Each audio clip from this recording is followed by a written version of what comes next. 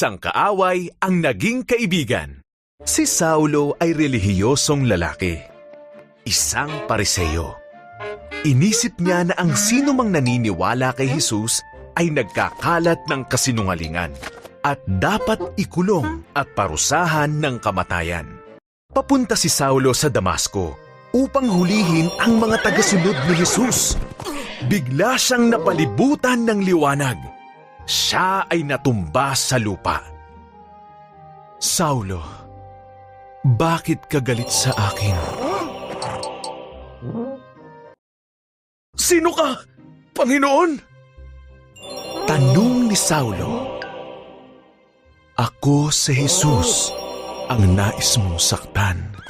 Sagot ng tinig. Pumunta ka sa Damasco.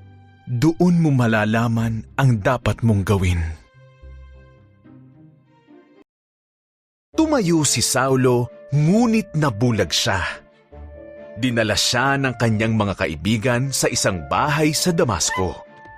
Naghintay siya roon ng 3 araw. Wala siyang pagkain o inumin. Samantala, nagpakita si Jesus sa isang pangitain kay Ananias, isa sa kanyang mga tagasunod sa Damasco. Iniutos ni Jesus na puntahan niya si Saulo at ipanalangin ito upang muli itong makakita. Ngunit, nais ni Saulo na hulihin ang iyong mga tagasunod. Takot na sinabi ni Ananias. Alam ko, sagot ni Jesus, ngunit nais kong gamitin si Saulo upang malaman ng mga tao sa buong mundo ang tungkol sa akin. Pinuntahan ni Ananias si Saulo at ipinanalangin ito.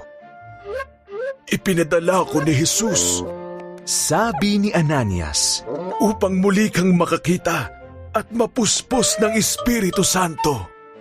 Muling nakakita si Saulo. Pagkatapos siya ay nabautismuhan.